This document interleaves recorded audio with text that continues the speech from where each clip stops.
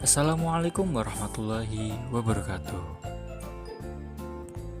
Pada pertemuan kali ini kita akan membahas mengenai bukti atau dalil sifat-sifat Allah.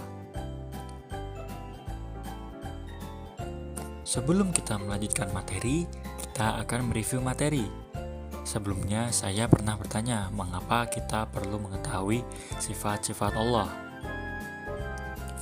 Yang pertama, agar keimanan kita bertambah. Ada sebuah istilah yaitu tak kenal maka tak sayang. Nah, tentunya setelah kita mengetahui sifat-sifat Allah, kita akan semakin mengenal Allah.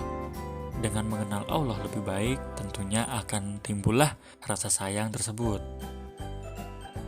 Dengan timbulnya rasa sayang tersebut, tentunya itu sama dengan menambah keimanan kita terhadap Allah. Dengan bertambahnya keimanan kita terhadap Allah, tentunya ibadah-ibadah kita akan semakin meningkat.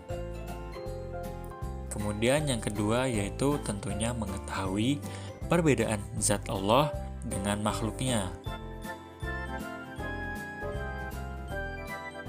Nah, selanjutnya kita akan membahas mengenai dalil dari sifat wajib Allah. Dalil sendiri terbagi menjadi dua, yaitu dalil akli dan dalil nakli. Dalil akli yaitu dalil yang berdasarkan akal kita, sementara dalil nakli adalah dalil yang berada pada Al-Quran. Yang pertama yaitu wujud atau ada. Secara akal dapat dibuktikan dengan adanya alam semesta dan seisinya. Semua barang pasti ada yang menciptakan. Salah satu contohnya meja. Sebelum meja ada, pasti ada yang menciptakannya, yaitu tukang kayu atau tukang meja.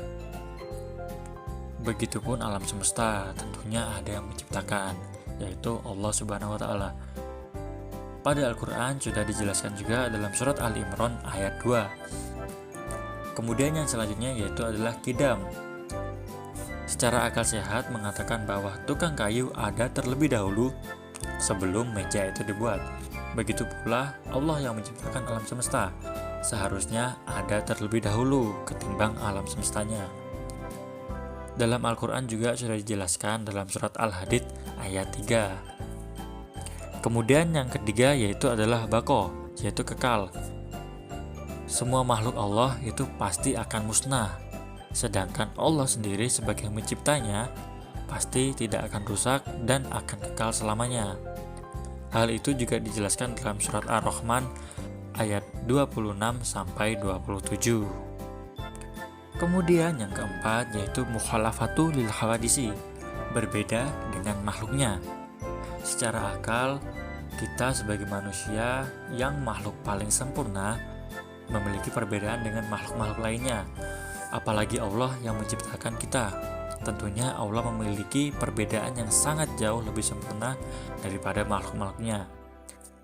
Hal ini juga sudah dijelaskan dalam surat Asy-Syura ayat 11. Selanjutnya yang kelima yaitu qiyamuhu binafsihi. Sebagai pencipta alam semesta, Allah itu maha kuasa.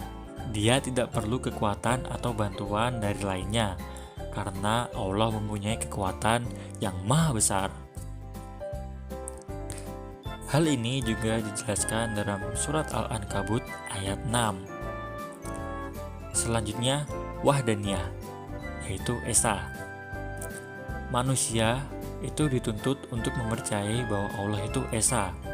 Apabila ada Tuhan selain Allah di langit dan di muka bumi, maka sudah dipastikan bahwa mereka itu adalah hal-hal yang rusak. Hal ini juga dijelaskan dalam surat Al-Anbiya ayat 22 dan juga dengan surat favorit yaitu surat Al-Ikhlas ayat 1, yaitu Qul huwallahu ahad. Selanjutnya yaitu kudrat, yaitu kuasa. Dalam hal ini manusia juga memiliki kuasa, namun sifatnya terbatas, berbeda dengan Allah yang memiliki sifat yang tidak terbatas. Contohnya yaitu semisal seorang raja. Seorang raja itu memiliki kekuasaan yang amat sangat hebat, tapi kekuasaannya itu akan berakhir ketika dia sudah mati. Namun Allah tidak, karena Allah memiliki sifat kekal sehingga kekuasaan Allah itu tidak terbatas. Hal ini juga dijelaskan dalam surat Al-Baqarah ayat 20. Kemudian irodat, yaitu berkehendak. Manusia juga memiliki kehendak, namun banyak dari kehendak itu tidak terlaksana, berbeda dengan Allah. Apapun kehendaknya, pasti akan terlaksana karena Allah itu Maha Kuasa atas segalanya. Hal ini dijelaskan juga dalam surat Yasin ayat 82. Selanjutnya yaitu ilmun, yaitu mengetahui. Siapapun yang membuat sesuatu pasti memahami yang akan dibuat, begitupun Allah. Kita saja sebagai manusia yang ingin membuat sesuatu, pasti kita mengetahui bagaimana cara ataupun tahapan-tahapan untuk membuat sesuatu. Apalagi Allah yang Maha Kuasa dan Maha Mengetahui. Hal ini juga dijelaskan dalam surat Al-Hujurat ayat 16. Selanjutnya, sama, mendengar. Makhluknya saja bisa mendengar, begitupun Allah juga dapat mendengar. Hanya saja, Allah ini memiliki sifat yang tidak terbatas, baik ruang maupun waktu, sehingga Allah dapat mendengar jutaan bahkan miliaran suara manusia dan makhluknya dalam waktu bersamaan, dengan jelas dan baik. Hal ini juga dijelaskan dalam surat Al-Hujurat ayat 1. Selanjutnya, basor, melihat. Allah dapat melihat segala sesuatu dengan baik, entah itu yang besar maupun yang kecil. Teknologi saja yang diciptakan oleh manusia dapat melihat hal-hal yang kecil ataupun hal-hal yang sangat besar. Apalagi Allah yang menciptakan manusia, pasti lebih hebat dong. Hal ini juga dijelaskan dalam surat Al-Isra ayat 1. Kemudian kalam, yaitu berfirman. Bukti Allah ini berfirman, yaitu terdapat dalam Al-Quran. Hal ini juga dijelaskan dalam surat An-Nisa ayat 164. Kemudian sifat wajib Allah yang terakhir yaitu hayat atau hidup. Allah itu maha hidup. Bedanya dengan manusia, Allah itu tidak memiliki batasan kehidupan. Hal ini juga dijelaskan dalam surat Ali Imran ayat 2. Setelah kita membahas mengenai dalil dari sifat wajib Allah, selanjutnya kita akan membahas mengenai dalil dari sifat jaiz Allah. Sifat jaiz Allah itu adalah kehendak Allah untuk menciptakan sesuatu atau tidak menciptakan sesuatu, serta mengatur semua makhluknya sesuai yang Allah kehendaki. Nah, hal ini dijelaskan dalam surat Al-Qasas ayat 68, surat An-Nur ayat 45,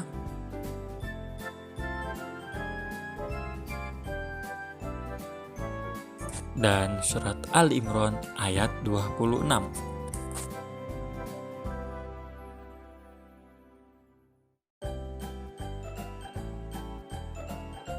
Setelah kita mengetahui sifat-sifat Allah, kita akan membahas mengenai ciri-ciri orang yang beriman pada sifat Allah. Yang pertama yaitu tentunya yakin dengan adanya Allah. Yang kedua, mempercayai bahwa Allah itu Maha Azali, yaitu Allah muncul sebelum adanya alam semesta ini. Kemudian yang ketiga yaitu mempercayai bahwa semuanya akan binasa, kecuali Allah Subhanahu wa Ta'ala. Yang keempat, percaya bahwa Allah itu berbeda dengan makhluknya. Yang kelima yaitu kita akan semakin bergantung pada Allah setelah kita mengetahui sifat-sifat Allah yang amat sangat mulia. Kemudian yang keenam yaitu tentunya kita tidak akan berbuat kemusyrikan. Baik, sekian pelajaran pada hari ini, semoga bermanfaat. Billahi taufiq wal hidayah. Wassalamualaikum warahmatullahi wabarakatuh.